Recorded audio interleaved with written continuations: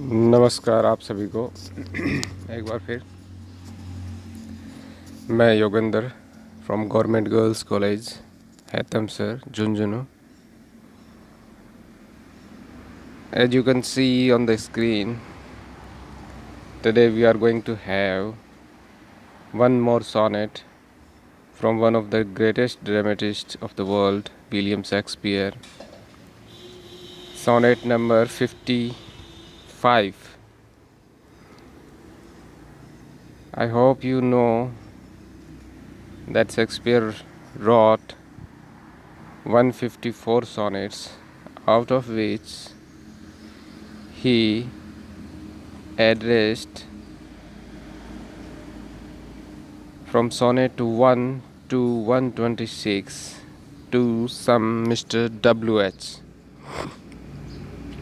The identity of that Mr. W.H. is not certain, as I told you in the previous video.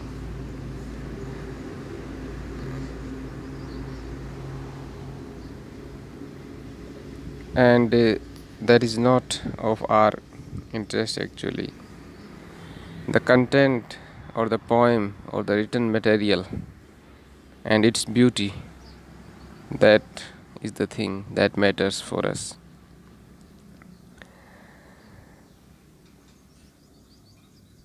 So let's begin. As shown on the screen, it is a sonnet number 55, and its title is Not Marble Nor the Gilded Monuments. It is also, as I told you, addressed to his young friend Mr. W.H.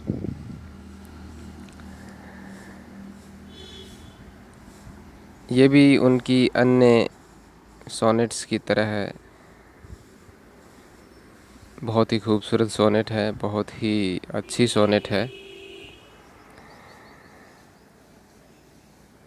जो उनके दोस्त young friend male friend को संबोधित करके लिखी गई है।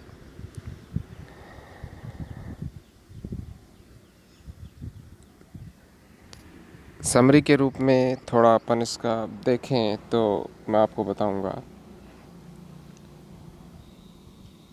कि इस कविता के माध्यम से शेक्सपियर अपने फ्रेंड को इमोर्टलाइज करना चाहते हैं, उन्हें अमर करना चाहते हैं एक्चुअली।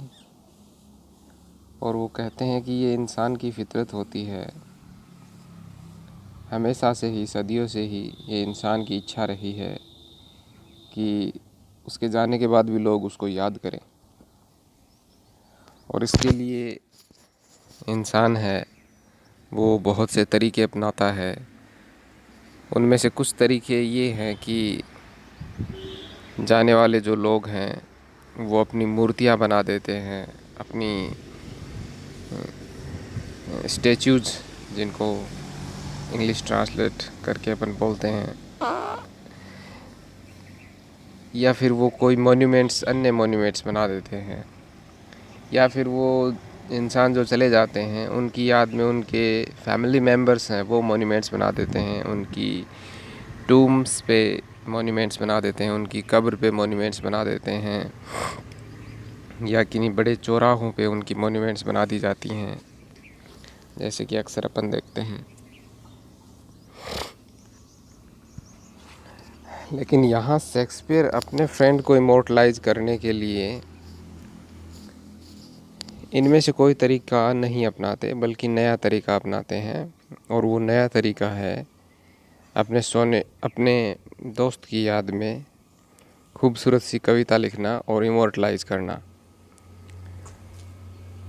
और चूँकि आज अपन ये पोइम पढ़ रहे हैं तो एक तरीके से शेक्सपियर है वो अपनी बातों में सही भी साबित हो रहे हैं, और वो अपने दोस्त को इमोर्टलाइज करने में सही साबित हुए।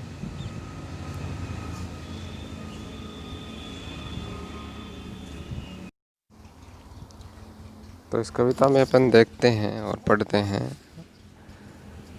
और मैं आपके सामने क्लियर करूँगा कि कैसे शेक्सपियर अपने तरीके में सही साबित होते हैं। As it is written by William Shakespeare, so definitely it is a Shakespearean sonnet or on the model of Shakespeare. William Shakespeare divided into three stanza and a couplet. Three stanza that are also called quatrains.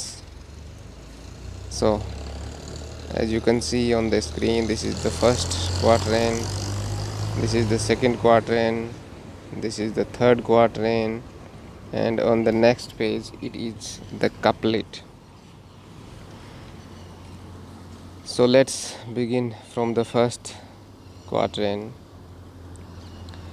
Not marble nor the gilded monuments of princes shall outlive this powerful rhyme, but you shall shine more bright in these contents than unswept stone besmeared with the sluttish time.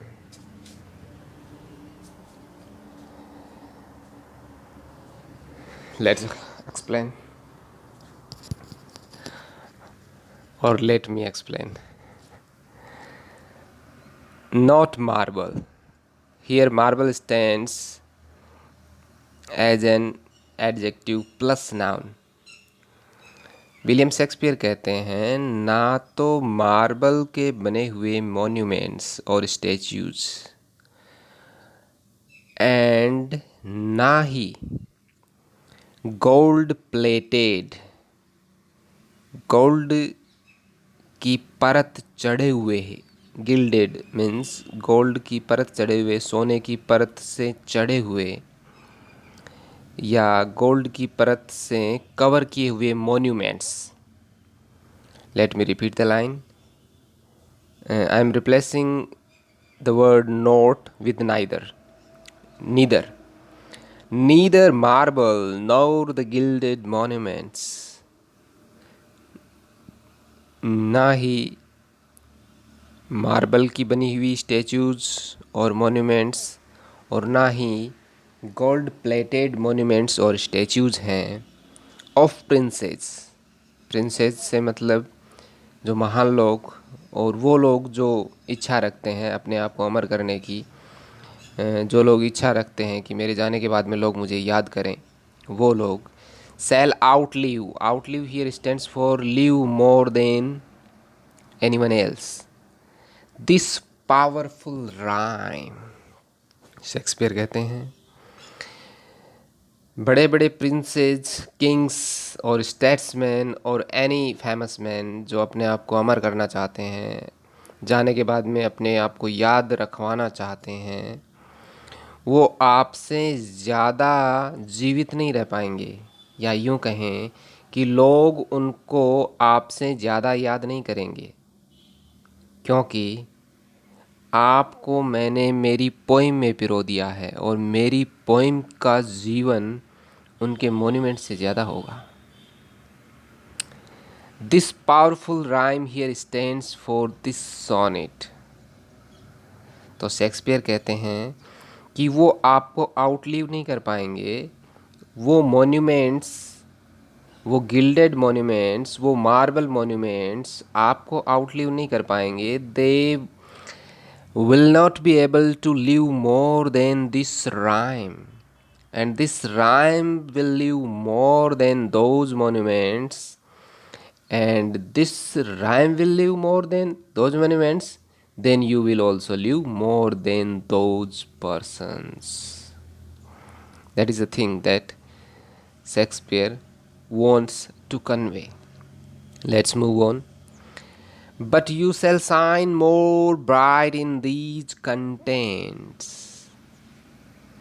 ना केवल आप उनसे ज़्यादा जीवित रहेंगे, ज़्यादा याद किए जाएंगे, बल्कि आपकी कीर्ति उनसे ज़्यादा महान होगी. या यूँ कहें चौथी लाइन में साथ ही पढ़ देता हूँ, उसके बाद में अपन ज़्यादा बेटर एक्सप्लेन कर पाएंगे इसको।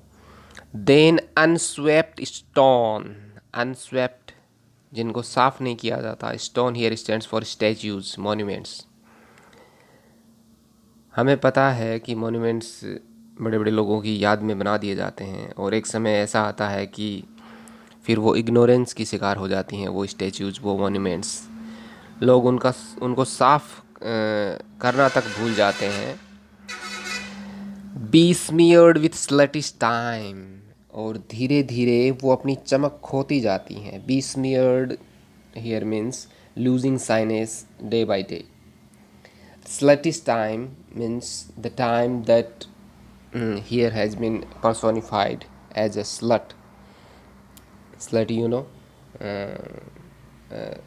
not a good word. It is used for immoral lady, a lady who is not moral, who is dishonest to all. तो एक्चुअली शेक्सपियर ये कहना चाहते हैं कि मेरी इस पोइम दीज कंटेंट्स हैं, वो भी इस सोनेट के लिए आया है। वो कहते हैं कि इस सोनेट के माध्यम से आप ज़्यादा साइन करोगे, आप ज़्यादा समय तक जीवित रहोगे उन मॉन्यूमेंट्स की बजाय, जो कि एक निश्चित समय के बाद स्लटिश टाइम के द्वारा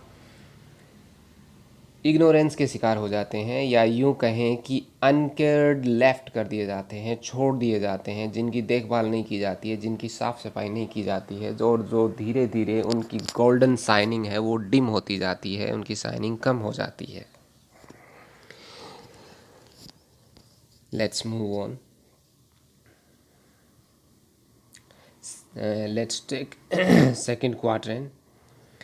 When wasteful war shall statues overturn, and broils root out the work of masonry, nor Mars his sword, nor war's quick fire shall burn the living record of your memory. बहुत ही अच्छा quadrant है। Shakespeare कहते हैं wasteful war. Shakespeare कितने महान व्यक्ति हैं ये उनकी कृतियाँ बताती हैं, लेकिन ये एग्जेक्टिव लगा के नाउन लिखा हुआ है, ये भी उनकी सोच बताता है। वो कहते हैं कि वॉर जो कि वेस्टफुल होते हैं, निरर्थक होते हैं, वॉर एक्चुअली नहीं होनी चाहिए दुनिया में। तो वो कहते हैं कि ये वेस्टफुल वॉर जब भी होंगे दुनिया में, तो ये जो मॉन्यूमेंट्स, स्टैच्यूज जो बनाई जाती हैं महान लोगों द्वारा, इनको गिरा दिया जाएगा, उन वॉर्स के दौरान उनको तोड़ दिया जाएगा।